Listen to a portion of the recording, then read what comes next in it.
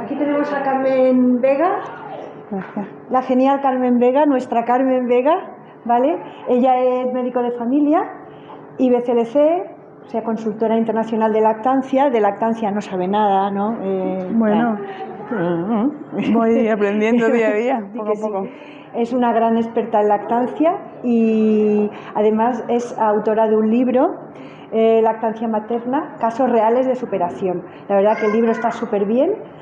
Ahí fuera está, por si a alguien le interesa, pues ahí tenéis el libro. Bueno, Carmen, te dejo con ellas. Venga, gracias. Muchas gracias. Pues era Lactancia Priego Mejor Mamar, haberme invitado a este curso de asesoramiento en lactancia, que ya tuve el placer de participar el año pasado, y bueno, el hecho de que hayan decidido repetir creo que es algo bueno, que seguramente les gustaría algo de lo que yo les pude aportar, y entonces yo encantada de poder participar este año.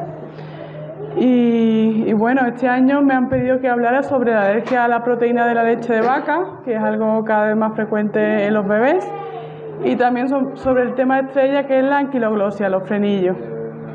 Como ha dicho Amparo, yo soy médico de familia, soy consultora de lactancia, tengo una consulta de lactancia en Sevilla y también me especialicé en frenillos y anquiloglosia, el diagnóstico y el tratamiento, pero también soy mamá, que bueno, eso es lo más importante, que yo siempre lo digo, de mi currículum, y es lo que me ha hecho realmente estar aquí hoy, ¿no? Todo mi aprendizaje, toda mi experiencia profesional está basada sobre todo en mi primera lactancia, mi primera hija, que ahora tiene 13 años. Pues yo tuve una lactancia que fue un poquito complicada, no por nada en particular, sino por, bueno, malos consejos médicos, mal asesoramiento en el hospital, desinformación, poca confianza en mí misma, en fin, una lactancia mixta por un ingreso por una ictericia de mi peque, y eso, muy malos consejos. Y eso se va de vez en cuando, ¿no? Ahí, vale, es el cable este. Y eso, gracias a esa primera lactancia. ¿Dónde toca ahora? El otro, creo, ¿no? Que va allí. El que va allí, ¿no? Vale. Mira, como no tiene nada que ver lo que estoy hablando con eso. Que eso, gracias a esa primera lactancia que no fue bien, pues empecé yo a informarme sobre lactancia y después a formarme. Yo cuando tuve a mi primera hija estaba estudiando medicina, estaba en cuarto de carrera y no tenía ni idea de lactancia. De hecho, en medicina a día de hoy se sigue sin aprender sobre lactancia. Lo que se da en lactancia es 1 hora, a pesar de que son 6 años de carrera, lo que damos es 1 hora, y de esa hora pues los conocimientos son pues ventajas de la leche materna, la composición y poco más. O sea, realmente ni te dan herramientas para resolver dificultades ni nada. Entonces, bueno, pues yo a pesar de ser estudiante de medicina, pues no tenía ni idea de lactancia y bueno, pues fue lo que me encontré. Y por eso me gusta decirlo, porque gracias a esa lactancia que me fue complicada, me empecé a formar y ya después he tenido otros 3 hijos que le he dado el pecho y no he tenido ningún problema, ¿vale? Yo era la misma persona, solo que ya tenía información, ya tenía experiencia y tenía también confianza en que lo podía hacer. Y bueno, poco más, empezamos, ya parece que se han resuelto las dificultades técnicas. Vamos a hablar primero de la alergia a la proteína de leche de vaca, que va a ser un tema más cortito y más dinámico. Y luego vamos a hablar de la anquiloglosia, que me voy a parar bastante más y vamos a tardar un poquito más, ¿vale? Lo que vamos a ver sobre la alergia, pues vamos a ver definición de alergia, los tipos de alergia que hay, los síntomas que dan las alergias, cuáles son los factores de riesgo para desarrollar las alergias, en qué se relacionan la lactancia materna y la alergia alimentaria, cómo se hace la dieta exenta, cuando hay que hacer una dieta exenta de algún alimento porque el bebé o la mamá o quien sea es alérgico, las pruebas que se hacen a los bebés, los obstáculos que nos encontramos cuando hay una alergia alimentaria, el papel de la asesora y luego por último algunos recursos de información de páginas web y eso. La definición de alergia, ¿cuál es? Pues la alergia como tal es la reacción inmune de nuestro organismo a una sustancia que de por sí debería ser inocua, es decir, una sustancia que no debería hacernos daño, pero nuestro cuerpo reacciona de manera exagerada, ¿vale?, con nuestro sistema inmune hacia él. Esta reacción alérgica se puede dar por 3 mecanismos: por contacto, por ingestión de esa sustancia o incluso por inhalación. Depende también de la sensibilidad de la persona, ¿vale? Hay personas que simplemente por inhalación, alérgicos a la leche o al huevo, etcétera, simplemente, por ejemplo, por pasar por una panadería, ¿no?, o un horno que se desprende el olor de los productos que se están cocinando, pueden tener una reacción alérgica. Y importante que cualquier alimento puede desencadenar una reacción alérgica. Es verdad que hay algunos que son más frecuentes que otros, ¿vale?, pero en realidad cualquier alimento puede desencadenarlo. Es importante a la hora de hablar de alergia diferenciarlo de intolerancia, que haya confusión incluso entre los mismos profesionales sanitarios, ¿vale?, que no es lo mismo decir alergia a la proteína de leche de vaca que intolerancia a la proteína de leche de vaca, ¿vale? Eso no existe. ¿Qué es la intolerancia? La intolerancia es la dificultad para absorber determinados azúcares, ¿vale?, porque no tenemos enzimas intestinales que digieren esos azúcares, entonces se acumulan en el intestino y dan síntomas sobre todo digestivos, ¿vale?, de diarrea, de gases, etcétera, ¿vale? Y la alergia hemos visto que es una reacción alérgica, es decir, una reacción inmune a una sustancia, normalmente a una proteína, ¿vale? La alergia va de un... ¿Eso es mío? Perdón.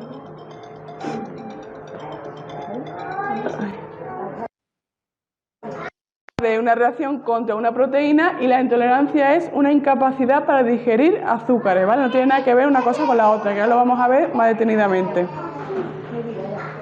Para diferenciar intolerancia a la lactosa de alergia a la proteína de la leche de vaca, la intolerancia a la lactosa es algo rarísimo en los bebés, porque la leche materna tiene muchísima lactosa, tiene gran cantidad de lactosa, entonces fisiológicamente un bebé no puede ser intolerante al alimento que naturalmente tiene que tomar, ¿vale? Entonces hay bebés intolerantes pues por algunas enfermedades genéticas, por ejemplo la galactosemia, pues al final acaban siendo intolerantes a la lactosa, etcétera, pero son cosas muy raras.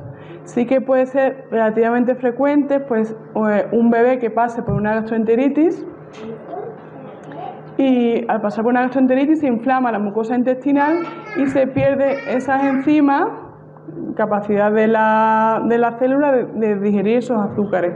Pero esa intolerancia a la lactosa es algo transitorio, de momento que una vez que se recupere ese intestino, pues de nuevo vuelve otra vez a digerir esa lactosa, ¿vale?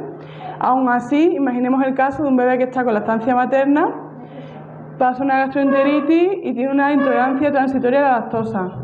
Aún así no está indicado nunca suspender la lactancia materna, aunque tenga mucha lactosa, porque las bacterias que tiene y las propiedades que tiene la lactancia materna ayuda a recuperar esa mucosidad intestinal, ¿vale? Un bebé, por ejemplo, que esté con leche de fórmula y tenga esa intolerancia a la lactosa transitoria, pues sí, a lo mejor hay que mandarle una fórmula especial sin lactosa mientras el bebé se recupera, pero un bebé de lactancia materna no está indicado nunca suspender la lactancia.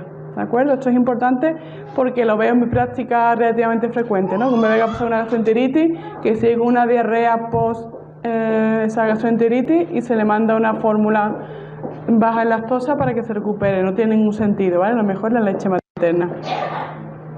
Ahora mismo bien, este cable, que por lo que sea se mueve. Entonces, ¿qué síntomas da la intolerancia a la lactosa? Pues la lactosa no se digiere, se acumula en el intestino y da diarrea, distensión, dolor abdominal, gases, en definitiva, malestar digestivo, ¿vale? No va a dar síntomas que sean peligrosos para la vida. ¿Quieres poner esto en el vuelto? ¿No he tocado nada? No es cosa tuya. De todas maneras, no te preocupes porque como me tengo que sentar por el micro, vale, pues al final estoy aquí y ya está. Por si acaso. El cable este que está dando la lata. Ahí. Vamos a hacer un donativo para buscar un cable.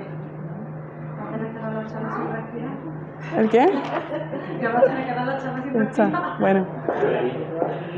Entonces, los síntomas que produce la intolerancia a la lactosa no son síntomas que produzcan un riesgo vital, ¿vale? Son síntomas molestos y que ya está, pasajeros y punto. Como he dicho, porque los bebés se alimentan de lactancia materna que tiene mucha lactosa y nosotros nos consideramos lactantes hasta los 2 años, es decir, el ser humano hasta los 2 primeros años de vida necesita la leche para vivir. Después de esos 2 años la leche es un alimento totalmente prescindible, que si sigue con lactancia materna pues las recomendaciones son seguir el tiempo que madre e hijo deseen, pero si no está con lactancia materna pues la leche es un alimento opcional, ¿vale?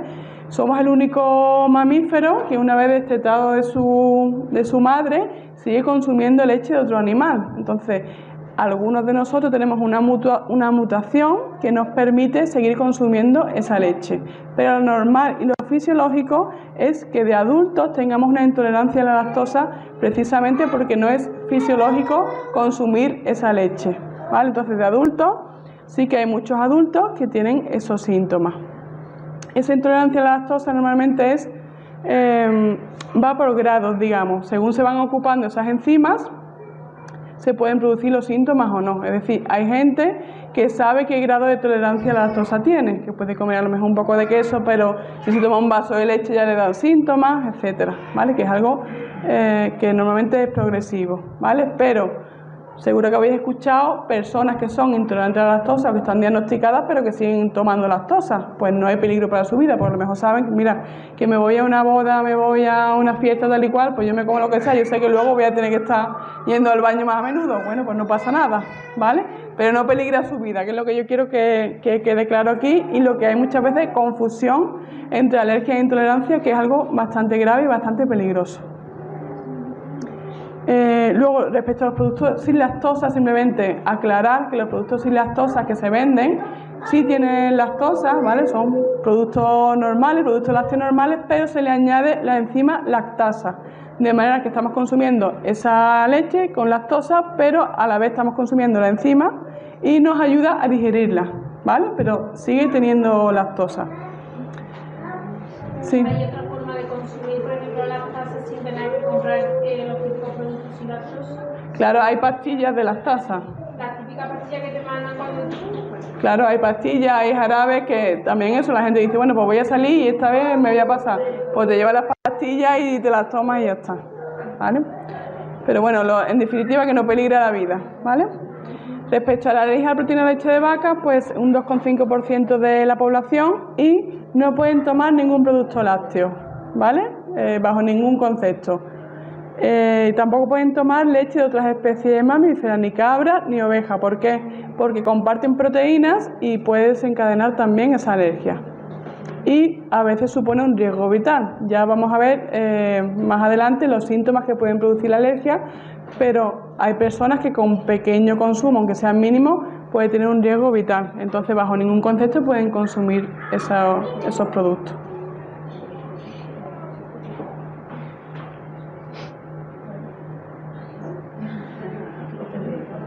Vale. ¿Cómo se producen las alergias? Pues son dos pasos, digamos. El primer paso es sensibilización al alergeno, es decir, mi cuerpo está en contacto con ese producto, ¿vale? Esa proteína que en principio es inocua, pero yo reacciono ante ella. Pero antes de reaccionar estoy en contacto, ¿vale? Estoy en contacto y no tengo ninguna reacción, simplemente voy creando anticuerpos contra ello. Importante también saber que ya desde el embarazo, desde que los bebés están en el útero, con el líquido amniótico ya se han visto en últimos estudios, que esto es algo relativamente reciente, que hay trazas de proteínas en el líquido amniótico, de manera que ya los bebés desde el útero están en contacto con las diferentes proteínas, ¿vale?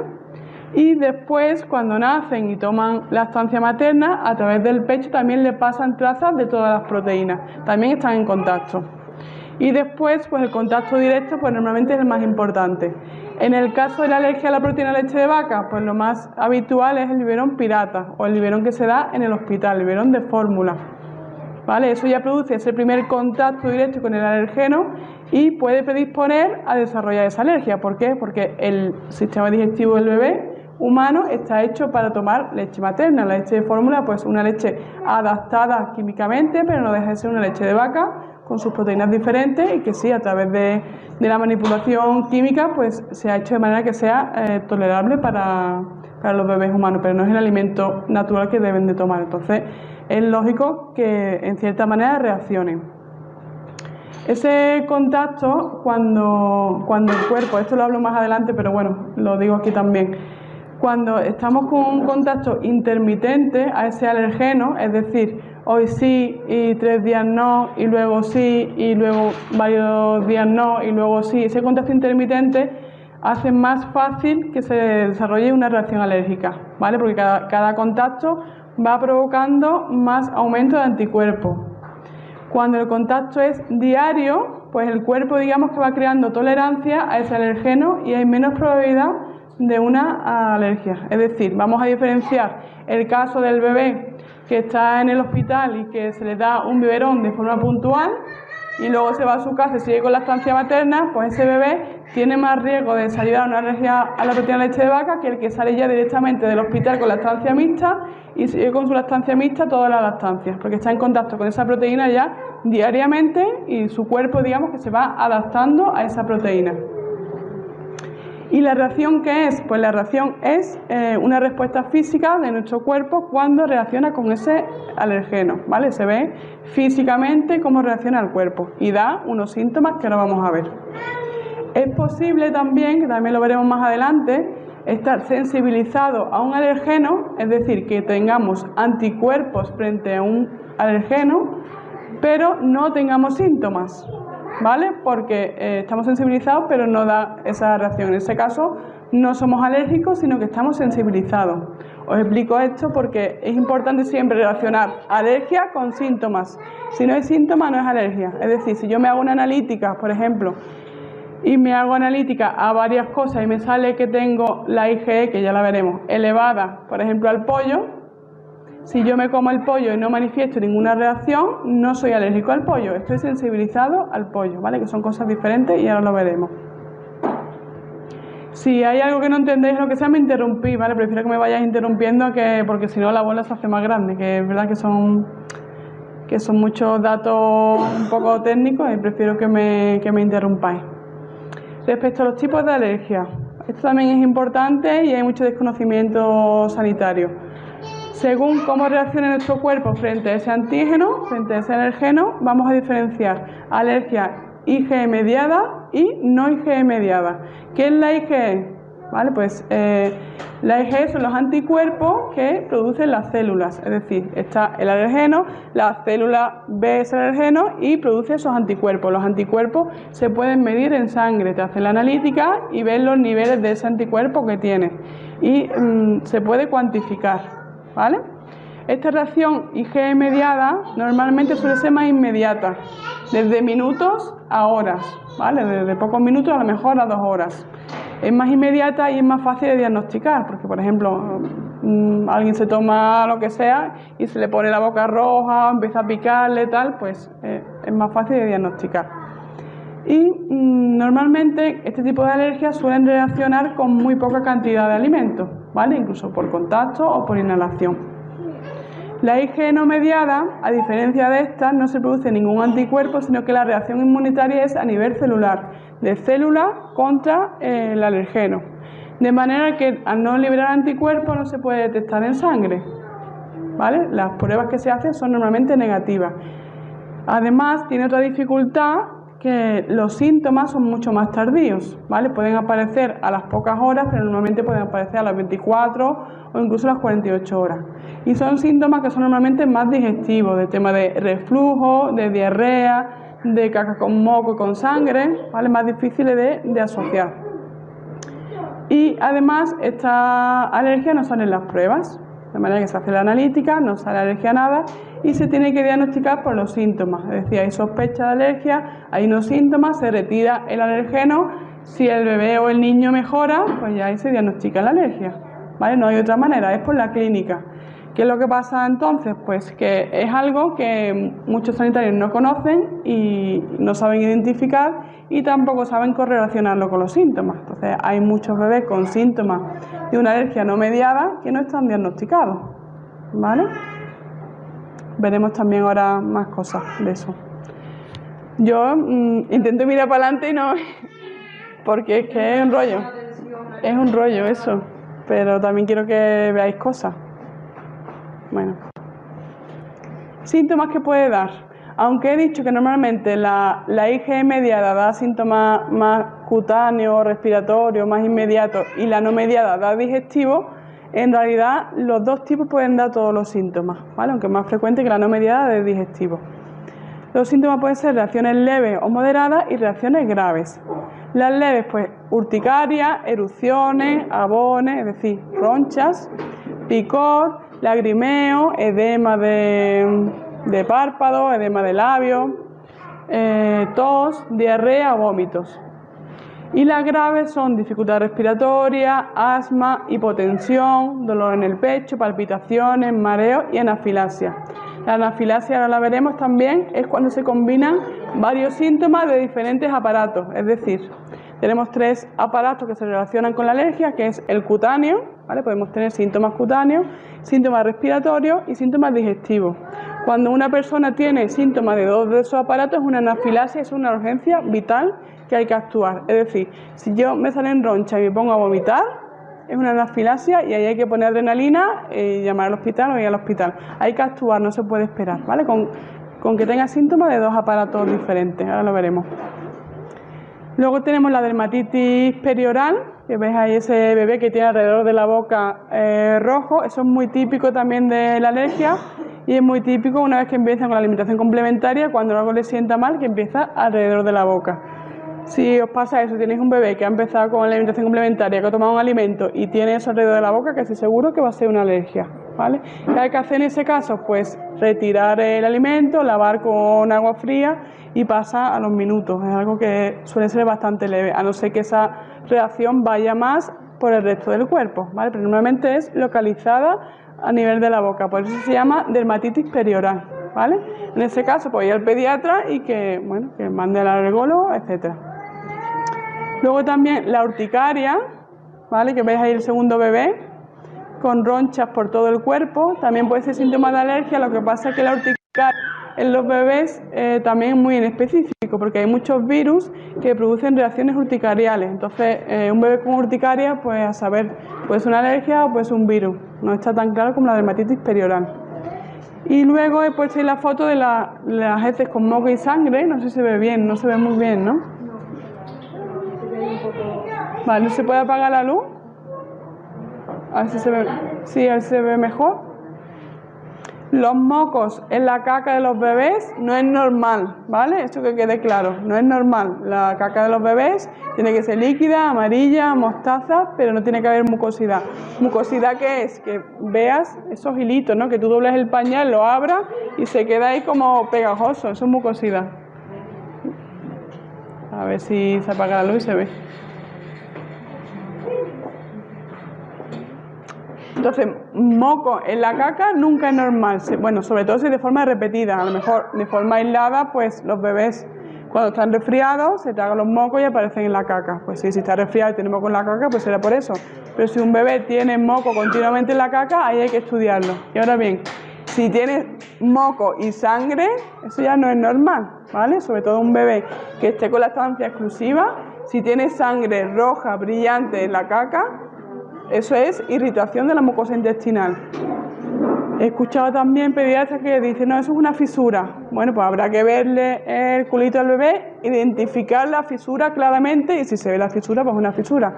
Pero es muy raro que un bebé que esté con lactancia materna, que no toma otra cosa, que las cacas son líquidas, que tenga una fisura, ¿vale? Entonces no identificar esa sangre con una fisura. Si la fisura la vemos, perfecto. Pero si no la vemos, no será una fisura. Habrá que investigar, ¿vale?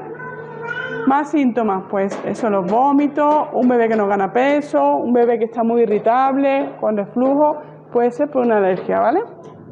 Y lo que he dicho antes, cuando están afectados 2 sistemas a la vez, es una anafilaxia y es una urgencia vital. Los alimentos que son más alergenos, pues ahí he puesto la foto. En primer lugar, la leche, ¿vale? Es el más alergeno que hay, ¿vale? Pero precisamente por lo que hemos hablado, porque fisiológicamente no estamos hechos para beber la leche de otro animal, ¿vale? Entonces es el que más alergia produce. El huevo, la soja, el trigo, etcétera. Y cada alimento tiene diferentes proteínas y se puede ser alérgico a algunas proteínas y a otras no, ¿vale? De hecho, el huevo, por ejemplo, pues hay varias proteínas, algunas son termosensibles, es decir, que con el calor se destruyen. Entonces hay personas que son alérgicas al huevo crudo, ¿vale? Pero no son alérgicas al huevo cocinado. ¿Por qué? Porque al cocinar el huevo se destruyen esas proteínas, ¿de acuerdo? El arroz y el pollo y el pescado también son alimentos bastante alergenos, sobre todo en las alergias no mediadas, que lo tengáis en cuenta, pero en definitiva que cualquier alimento puede desarrollar una reacción alérgica.